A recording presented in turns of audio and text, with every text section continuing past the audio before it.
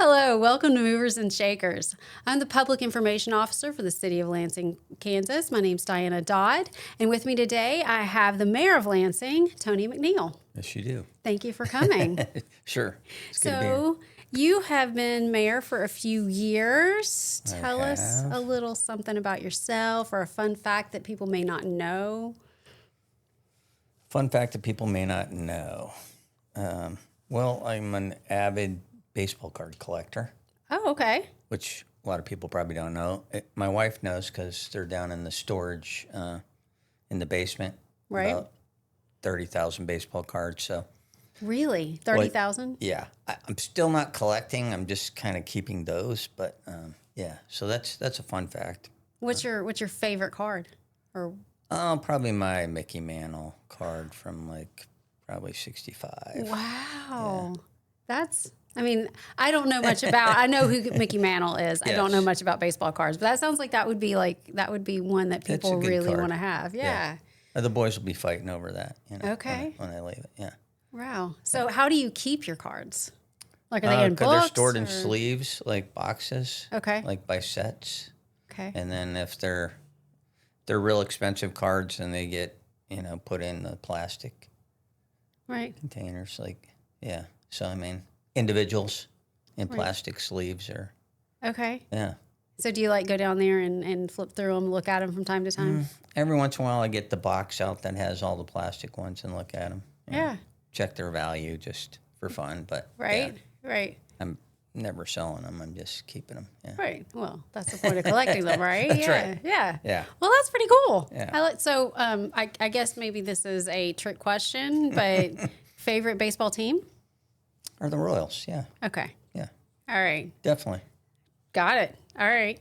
Sounds good. Yeah. So we just had our 4th of July celebration. Yeah. Seemed to go really well. What's your favorite part of the event? We've been doing that for a few years. Well, it wasn't the dunk tank. Are you sure? I got Because it's dunked pretty about hot. 8 times in the dunk tank. Yeah. I did like that it was early that you guys put me in the dunk tank because I don't think the bulk of the people came until probably 7:30 Right. around. So at 5 o'clock, there wasn't a whole lot of folks there wanting to dunk me. But Right. I know my family dunked me at least 3 times. Yes. And then I had a few staff members and, Yes. So, yeah. I mean, it was fun. And we earned a little money. Right. Right. For Well, the and Friends I of mean, the Library. And it was hot, so that it had was to hot. feel Yeah, good. no, it was a nice day to get dunked in the dunk tank. Right. I loved the band this year. I thought they were great. Of course, the fireworks are always, We have gotten really over great the top. feedback. Yeah. Yeah. I mean, so a really good event. And I've heard all good, positive feedback. Me too.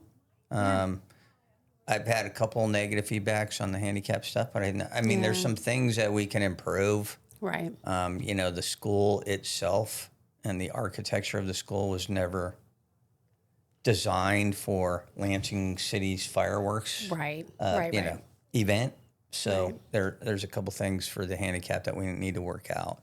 But besides that, I think everything went well. I mean, the vendors were all great. Yeah. Little weather in the morning, early afternoon. Yes. It kind of made me a little nervous. We were holding tents down and things like that. But it cleared up and it was beautiful. It was. Yeah, it was great. It was my first one, obviously, as a staff member, and I had a great time. It was a lot of fun. Yeah. Yeah. And we like it. So And I am going to say that we do that event using guest use taxes, not property taxes. That's a good point. I do hear back from some of the citizens about using their money for that, but that's anybody who stays at our hotels. We have a little tax on each guest, so it's typically not our folks staying in the hotel. So, and I think that's the right thing to do. Use property tax to do that. So right. No, just want to throw that out there. No, I appreciate you pointing that out, and we did have some really good sponsorships from local businesses. Very this good year. sponsorship. I mean, paid for all the parking, which was great. Right. I think next year we'll try to get them to do that early on. So then Right. there's a little confusion. We started out with having to pay, and then somebody, a sponsor picked up the entire tab. Right. So Yeah, if we can get the sponsors to do that early on next year, I think that'd be great. Right. And I mean, obviously, we weren't being charged for the use of the parking lot. The whole point of that was to offset the cost of that medical tent that we had to have. Right. You know, And the our cooling insurance tent, required it. So, Yeah. and that was expensive, I think, in part because of all the heat FIFA stuff. Like, they were in high demand. Yeah. So, Yeah. yeah. But all in all, great event. I was Yeah. really impressed. I thought it was awesome. I'm excited for next year. Yeah. Yeah. Should be good. So we've also just we're wrapping up the public engagement part of our comprehensive plan. Confluence has had a 10 at all of our events. We've been taking the online survey. So what are your thoughts on the city's future? You know, what do you think Lansing should or will look like in 30 years, or even just the next 10? Yeah. So I mean, first off, the comprehensive plans, they're expensive to do. Right. Which, so you're always hesitant on when you're going to actually update it. There is a state law, and basically we have to have a comprehensive plan, Right. Laying out our future and our future growth areas. And those are important for making zoning decisions and land use decisions, both in our city and in our growth areas. So if we say we want to go, we're kind of restricted to the north, and we're restricted to the east by the river. But so I say our growth areas are still a little to the south and mostly to the west. Right. So figuring out what we're doing in those areas, whether it's commercial, residential, lay that out. And that helps. There's been a lot of cases of cities trying to extend into the county areas, or areas that weren't currently theirs, right? Right. In their growth areas, and didn't actually identify what they were putting there, but then decided to put something there that really shouldn't be there. Right. Right. So you get the residents coming in and fighting that, or you get lawsuits. So from that perspective, it's very important. The land use part and the zoning is really important. But it also lays out like the transportation networks, where you want to extend the sewer. All of the plans that we do that kind of on a 5-year, they kind of integrate those as well. Right. Which helps us kind of predict where we're going to put things. The sewer extension that we did down to McIntyre, I think, was a great idea. It also sparked quite a bit of interest in those areas. Right. I think maybe, we got into a little bit of an issue with the housing area, and, Right. that growth area wasn't really zoned for a multifamily area in our growth area. Right. So plus, the county's kind of put a 2.5 acre kind of lot size for county development. Right. Used to be 5, and then went to 2.5. So, I mean, the comprehensive plan is extremely important Yes. for Lansing's future and future development. I think probably it also lays out like where you want to put all your commercial. I mean, the K7 corridor is probably going to get pretty full. I think so. With the Chiefs coming in, the growth is going to come north, and then Right. We'll probably extend south to where the county ends. Okay. So, yeah, that's going to be a big growth area for us. So figuring out where we want housing to be, where we want commercial to be, and make sure it's a good mix. And you don't plop an industrial complex and then a housing. Right. Right. I've been to some cities. I won't name Houston, but I mean, it's like factory, housing development, factory, Right. housing development, and we don't want that. We want it to make common sense, and we want to keep kind of most of this commercial and housing in and around the cities as much as possible. Okay. And for us, that's important in the growth area. So where is that we want to put those? Parks and recs and conservation areas are important, and where we want to, we don't just want to put all the land and zoning and say all this is housing and commercial. Right. Because in the future, you got to think, if housing's out there, where are the parks going? Where are the trails going? How do we Right. connect the trails?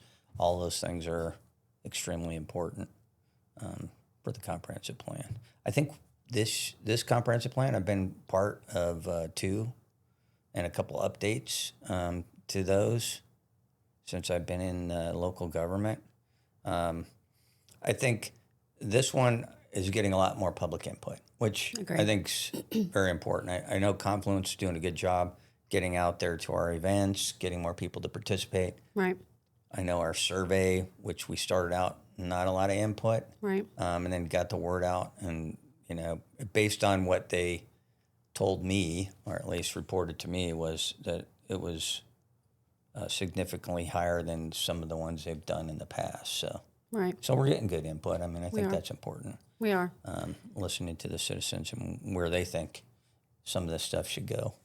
And I think probably, I think the parks are important, and integrating our park plan, because we have a master plan for parks, is important. And then kind of in the future, where are we going? I mean, we're trying to focus most of our Parks and Rec stuff out to Kenneth Bernard. Right.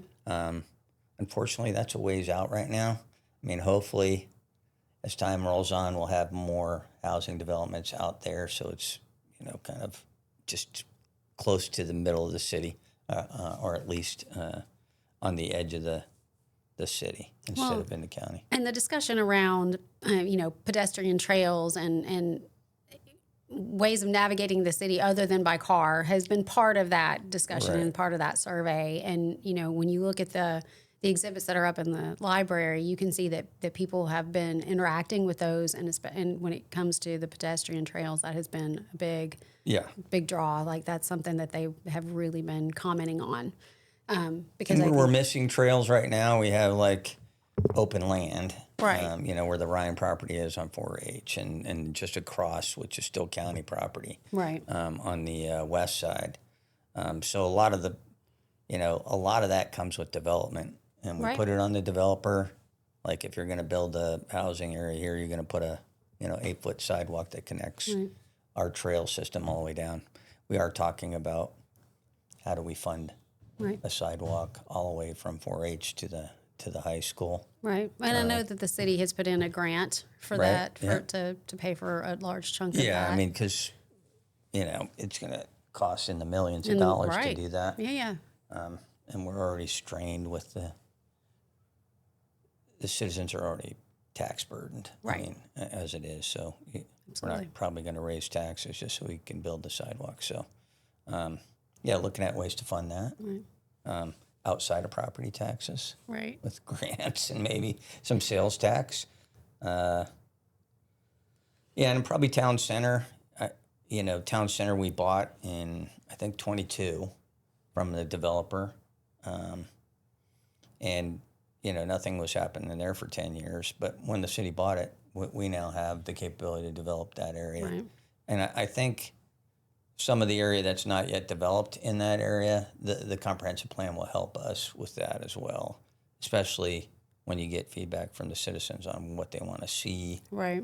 We still have land available in there for pad sites and, restaurants, whatever. Right. So that helps us target those areas for development. Right. Yeah. Well, I mean, those are all quality of life issues, the trails and the places for people to shop and eat, and the places for, the parks, the recreational aspect. Those are all important features to a city. Yeah. And speaking of quality of life, we have a new event planner who's doing a great job, and she is working on a brand new event for Lansing, our first ever Brew Fest, our 21 and over events. Yeah. What do you think? You got a ticket yet? I haven't bought a ticket yet, but I am going to get the designated driver ticket. Right. Which I guess is $10 or whatever. Yes, $10. Yeah. No, I think it's good to have another event. We used to, I want to say we had another event in the fall, and then we barbecue? we kind of blues cruise and barbecues, or we had Lansing days, and now we kind of just went to the Angel Falls thing and fireworks. So I think we need another good city event, and I think it's a good idea. We'll see how it goes. It sounds like fun. Oktoberfest thing going on. Yeah, live music and food trucks and some contests, and of course, local breweries. There you go. It'll be interesting. No, I'm excited about it. Yeah. I like new events. Yeah. Yeah. So we'll see how it turns out. Yeah. I think we might have a good turnout.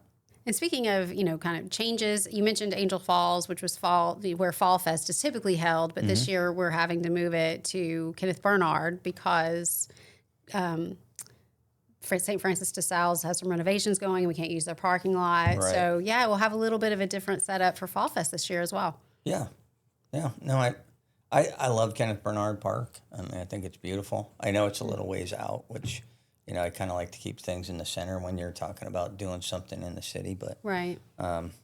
It's probably about the same distance as the high school where we did the fireworks from most people. Definitely. Except for Rock Creek, who can just go across the street.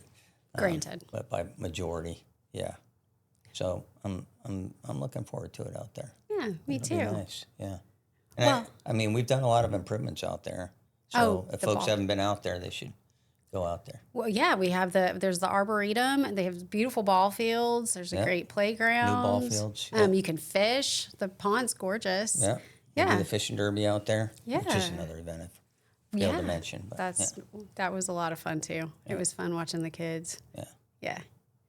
Well, thank you so much for being here. I appreciate you being on Movers and Shakers. Was there anything else you wanted to say or that you wanted to bring up? I mean, I've been trying to mention the shopping center that we're doing here on West Mary, just east of the apartment complex. Right.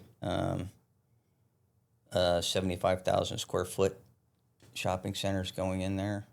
We are allowed to say which stores, which are Ross, Michaels, Five Below right now. Nice. Still waiting on a couple LOIs to be signed for the other at least tenants of the big complex.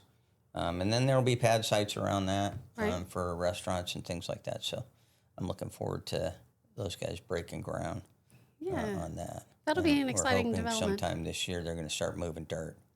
Good. September, October timeframe. So Great.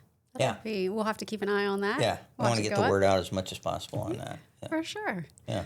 Well, thank you again. I know you're a busy man. Yes. So you Run have into a lunch. yes. I better let you go then. You have been watching Movers and Shakers. I'm Public Information Officer Diana Dodd with the City of Lansing, Kansas.